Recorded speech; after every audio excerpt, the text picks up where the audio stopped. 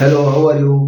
आज मैं लेकर आया हूँ आपके लिए बहुत ही रोचक वीडियो। और इस वीडियो में आपके लिए बहुत ही एक अच्छी जानकारी लेकर आया हूँ। और मुझे पूरा विश्वास है कि ये वीडियो देखने के बाद में आपको ज़रूर जो आज का कंटेंट है मेरा वो आपको ज़रूर पसंद आएगा।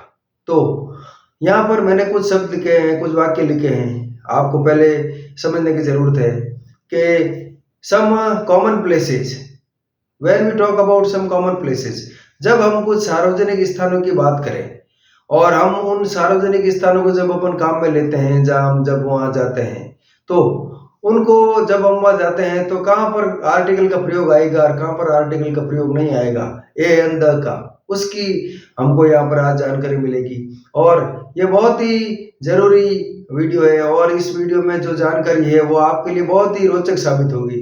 तो यहाँ पर देखिए, करेक्ट यूज ऑफ आर्टिकल्स, ये हमारा टॉपिक है कि हम आर्टिकल्स का किस प्रकार सही उपयोग कर सकते हैं। Note, some common places used for their primary purpose do not take any article with them. तो some common places used for their primary purpose do not take any article with them, कि जो कुछ सार्वजनिक स्थान हैं उन सार्वजनिक स्थानों को अब अगर अपन काम में ले रहे हैं, उसी काम के लिए जिस काम के लिए वो स्थान बने हैं, तो वहां पर किसी आर्टिकल का प्रयोग नहीं आएगा। जैसे temple, church, market, school, college, ये जो जगहें हैं जो हम रात दिन इनको अपन काम में लेते हैं अपने वाक्यों में, तो अगर हम उस स्थान पर उसी काम के लिए जा रहे हैं, जिस काम के लिए वो स्थान बने हैं, तो हमें किसी आर्टिकल की लगाने की जरूरत नहीं है। और हम उस स्थान पर किसी दूसरे काम के लिए जा रहे हैं तो हमको द आर्टिकल लगाना पड़ेगा। तो यहाँ पर पहला देखिए, मार्केट, बाजार। तो मार्केट शब्द जो है हम सामान्यतः हमेशा काम में लेते हैं। मार्केट यानी बाजार का मतलब है कुछ खरीदना या बेचना। मतलब बाजार हम जाते हैं, अगर कुछ खरीदने जाते हैं या कुछ बेचने जाते हैं तो वहां पर किसी आर्टिकल का प्रयोग नहीं आएगा।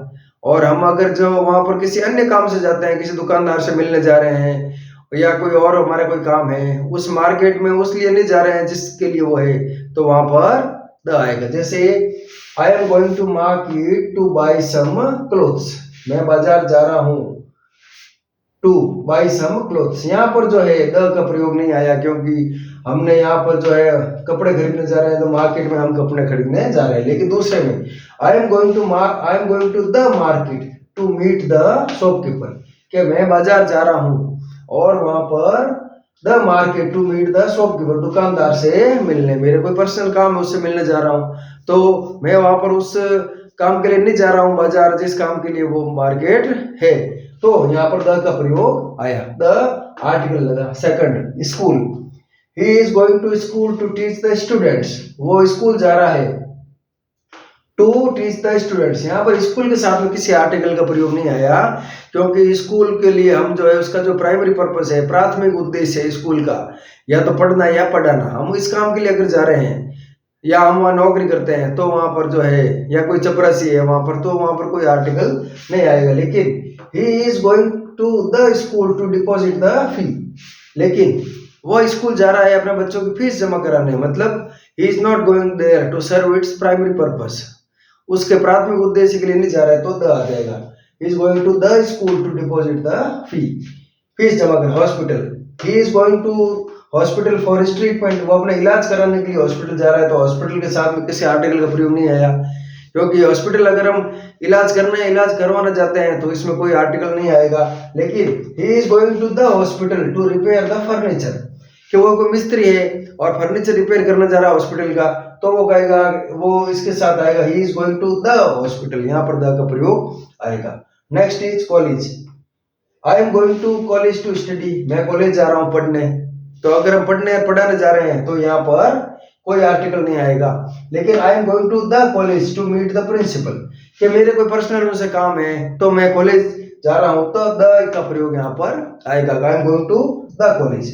Next is temple, now temple is a place where we go for worshipping God Almighty, तो I am going to temple to offer prayers, मैं अब जो है भगवान की आराधना करने जा रहा हूँ, ऊपर वाले को याद करने जा रहा हूँ, मतलब मैं वहां पर उसके प्राथमिक उद्देश्य के लिए जा रहा हूँ, तो कोई आर्टिकल नहीं आएगा, I am going to temple ही आएगा।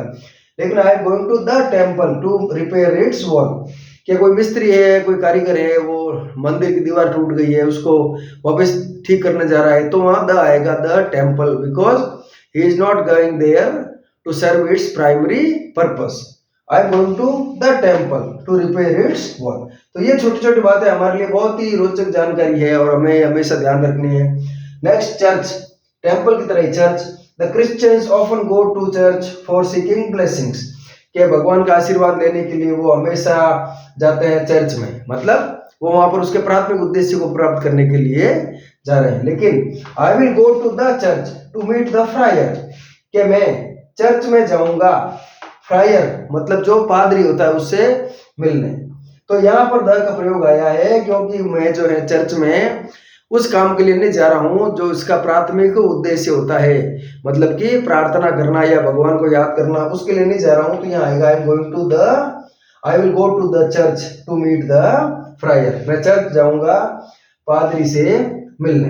तो इस प्रकार ये कुछ शब्द जो है तो बिल्कुल बारीक ये जानकारी, लेकिन अगर हम इनका ध्यान नहीं रखें तो ये हमारे को मालूम नहीं पड़ेगा कि कहाँ पर आर्टिकल का प्रयोग आ रहा है और कहाँ पर नहीं आ रहा है। तो ये जो है मेरे हिसाब से ये आज का टॉपिक जो है आपके लिए बहुत ही उपयोगी साबित होगा, और ये हमेशा हम अपने वाक्य काम में लेते हैं हमारे जीवन में। इंग्लिश में हम जब भी सेंटेंस बोलते हैं, लिखते हैं, तो हमें ये बारीक जानकारी हमें ध्यान में होनी चाहिए कि कहाँ पर द आर्टिकल आएगा और कहाँ पर नहीं। Thank you.